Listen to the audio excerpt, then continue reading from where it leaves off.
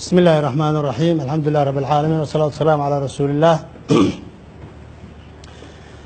war-saxaafadeed kan maanta aan qabanay wuxuu ku saabsan yahay dhacdadii foosha xumeed ee maanta ka dhacday golaha shacabka oo ay u geystaan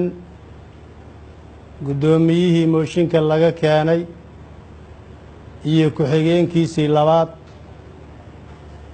taas oo ku xadgudub sharci ah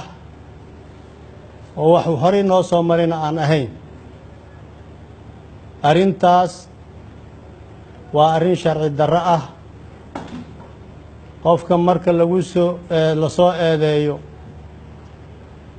waxaa xaq loogu leeyahay in wixii waajib ah lagu lahaa in laga guto guddoomiyaha mooshinka laga keenay ee kalsooni kala noqoshada xildhibaanada ay ka keeneen wuxuu ku xadgudbay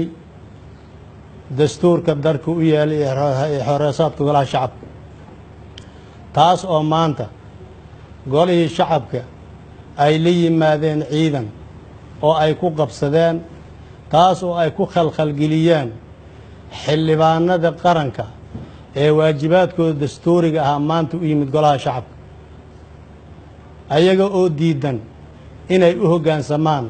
sharciga noo degsan sharciga cid ka weyna ma laha arrintaas waxaan leeyahay waa arrin fool xun waxaan rabaa inaan u sheego shacabka soomaaliyeed in aan ka xunnahay arrinta iyada ah qof mas-uuliyad sheeganaya oo diidan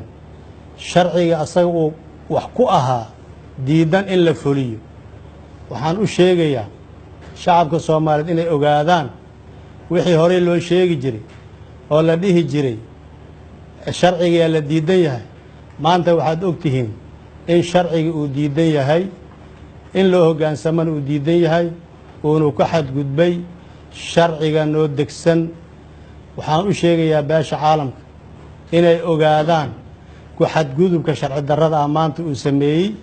guddoomiyaha laga keenay kalsooni kala noqosho ee xildhibaanada ay ka keeneen iyo guddoomiye ku-xigeenkiisa labaad waxaa kaloon u sheegayaa madaxweynaha qarankan u soo jeedinayaa iyo hay-adaha dastuuriga ah inay dib u eegaan arrimaha dhacay maanta tallaabo sharcina laga qaado waana mahadsantihiin